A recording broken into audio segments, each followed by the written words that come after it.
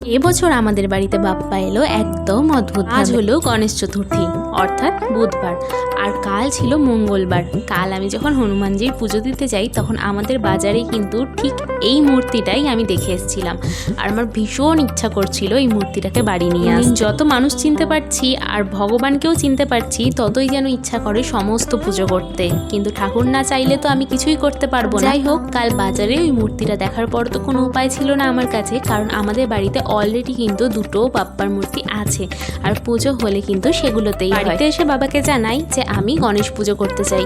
বাবাও বলল যে ঠিক আছে, ছোট করে একটা মূর্তি নিয়ে আসিস আর পুজো করিস। কিন্তু বাজারে যাওয়া মাত্রই বোন একেবারে প্রথমেই বলে দিল যে এই মূর্তিটাই যাবে আমাদের বাড়িতে, আর ঠাকুরেরও হয়তো আমার বাড়িতেই আসার কথা ছিল, তাই জন্য শুধুমাত্র দুটো ঠাকুরই পড়েছিল। ঠাকুরের যখন আসার ইচ্ছা হয়েইছে, আমি আর কথা না বাড়িয়ে এই মূর্তিটাই তুলে নিলাম এবং বাড়িতে চলে আসলাম।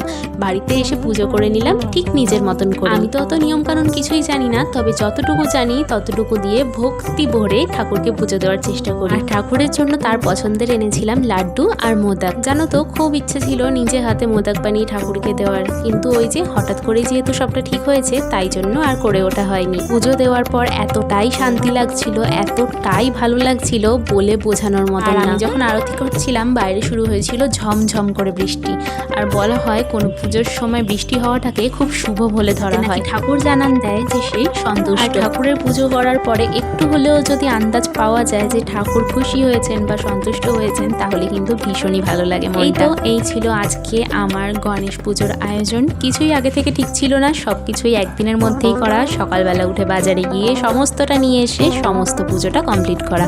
এরপর যেটা হবে সেটা তোমরা মন দিয়ে দেখো। এমনি কি আর বলি যে আমার শুধু ভগবানই আছে। ভিডিওটা তোমাদের কেমন লাগলো অবশ্যই কমেন্ট করে জানিও, আর কমেন্টে কিন্তু গণপতি বাপ্পা মরিয়া বলতে কেউ ভুলো না। টাটা।